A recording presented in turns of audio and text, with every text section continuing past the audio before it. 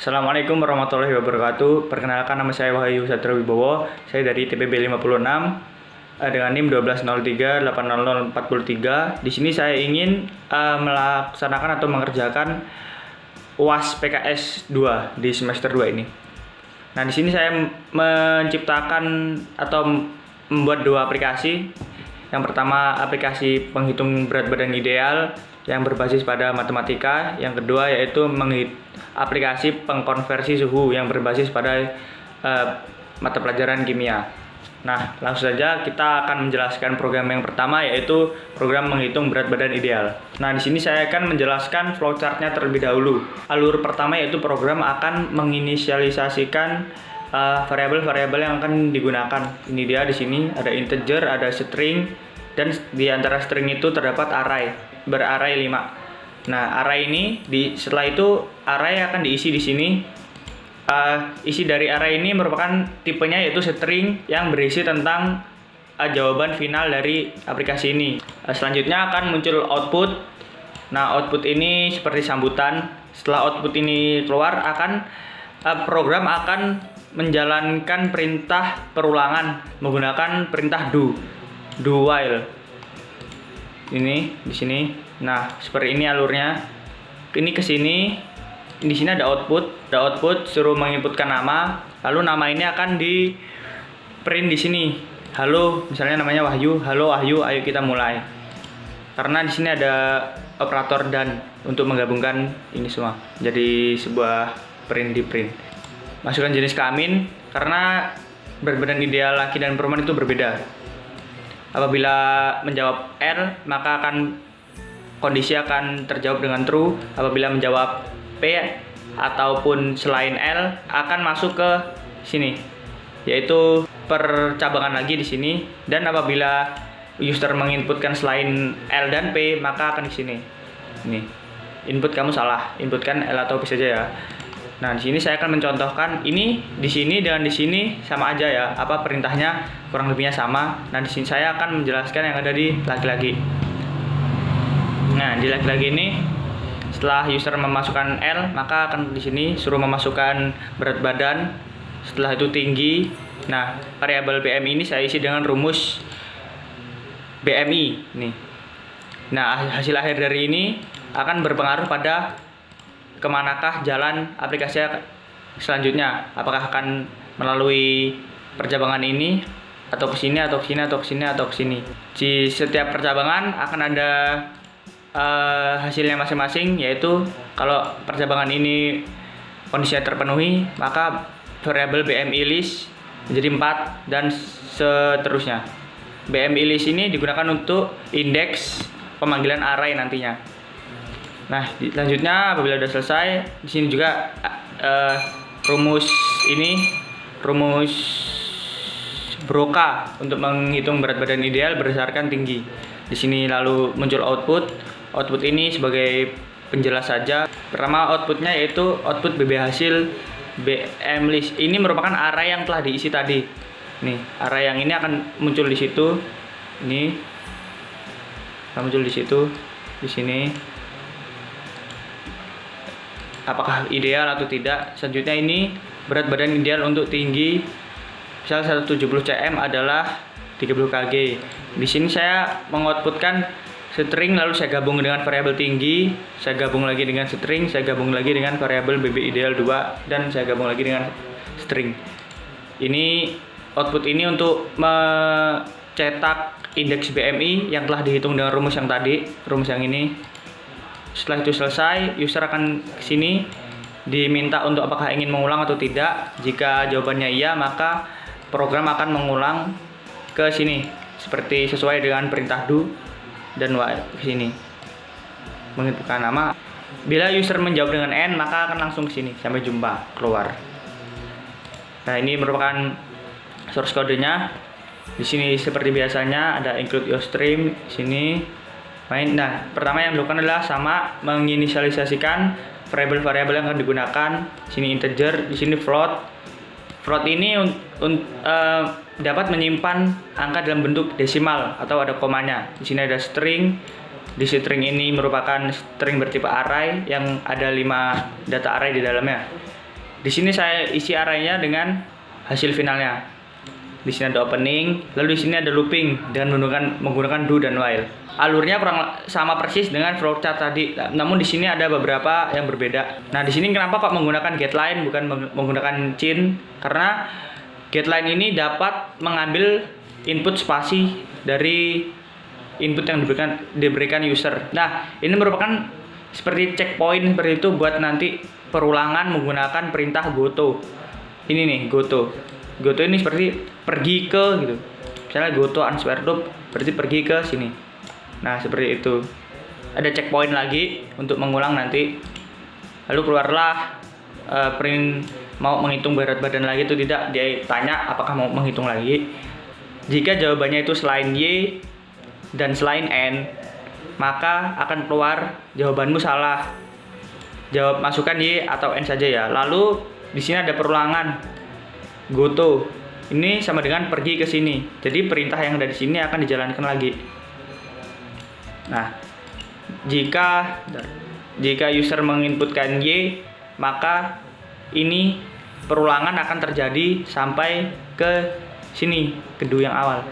Jika user menginputkan N, maka program akan selesai dan keluarlah closing. Nah, itu tadi program yang pertama. Sekarang saya akan menjelaskan program yang kedua. Nah, pertama disuruh user diminta untuk menginputkan nama. Misalnya Wahyu Satrio. Jenis kelamin, lalu laki-laki. Suruh memasukkan berat badan dalam kilogram, misalnya 64. Suruh masukkan tinggi badan misalnya 170. Nah, di sini langsung akan keluar acuan rumusnya. Lalu di sinilah hasil finalnya, yang ini hasil finalnya. Berat badan kamu masih ideal nih. Ideal karena indeks BMI-nya masih 22. Nah, nih 18 sampai 22,9 itu masih ideal. Dan di sini berat badan ideal untuk tinggi 170 cm adalah 63 kg. Seperti yang ada di coding tadi. Ini merupakan inputan dari ini, variabel ini, dan ini adalah variabel hasil dari rumus. Nah, seperti itu. Jika ingin menghitung lagi, tinggal pencet Y. Nah, dia akan mengulang sampai sini. Nih, kita asal saja karena sudah dijelaskan, misalnya perempuan. Nah, seperti ini. Jika dijawab dengan N, maka sampai jumpa lagi.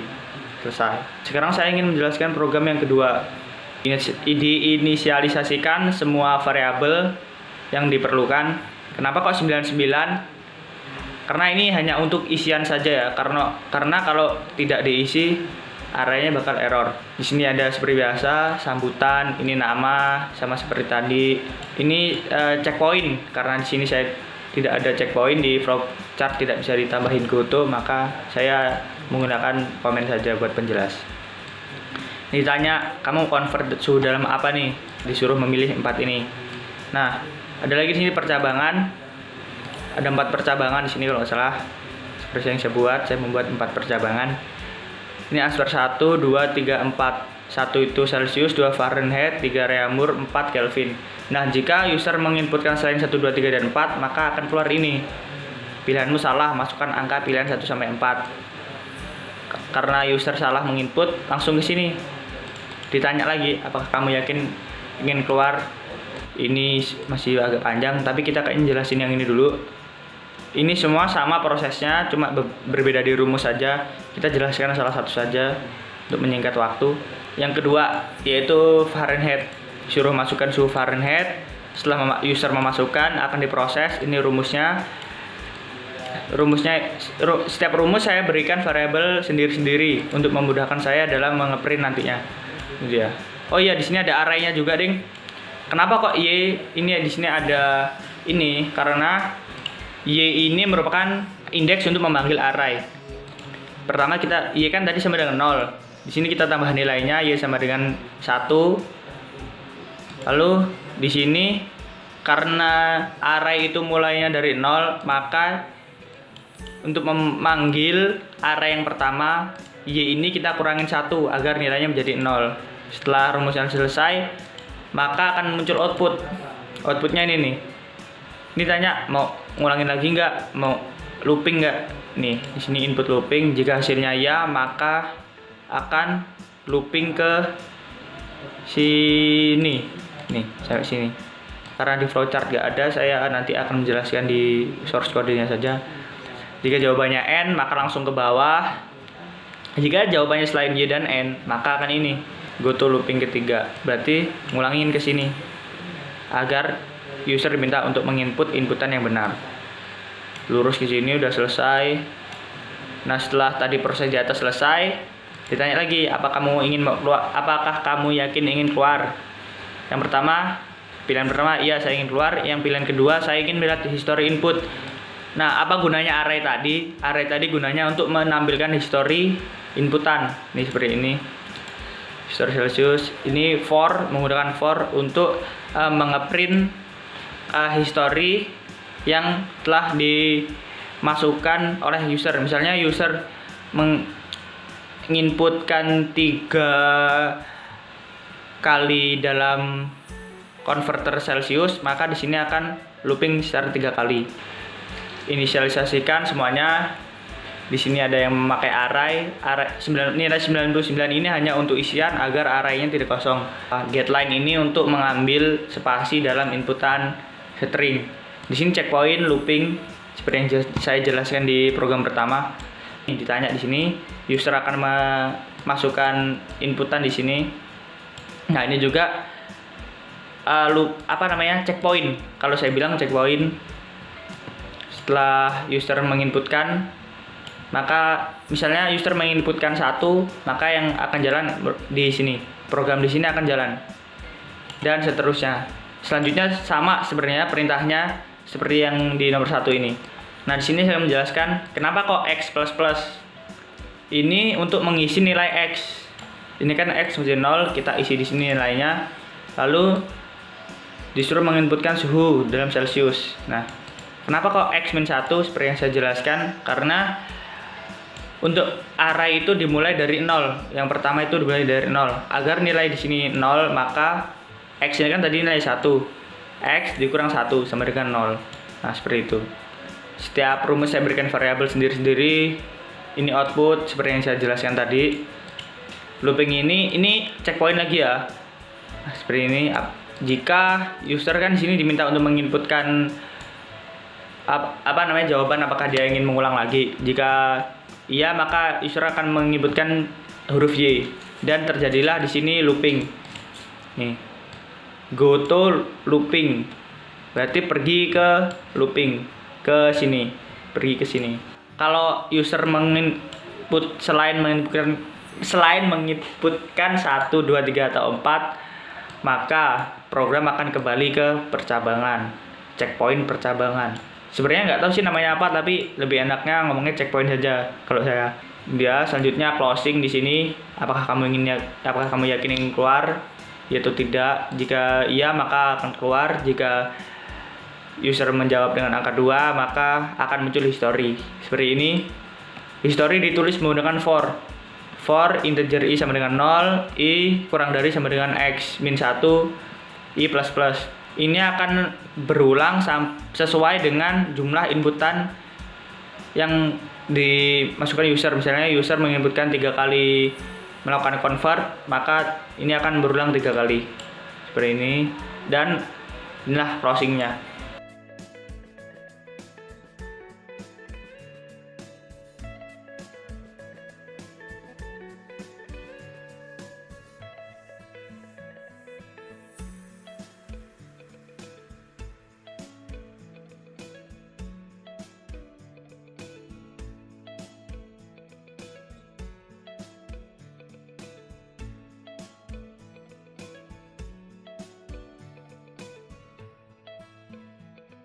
Nah, mungkin itu saja yang bisa saya sampaikan. Kurang lebihnya saya mohon maaf. Saya Eri, wassalamualaikum warahmatullahi wabarakatuh. Apabila ada pertanyaan, silakan tulis di komentar.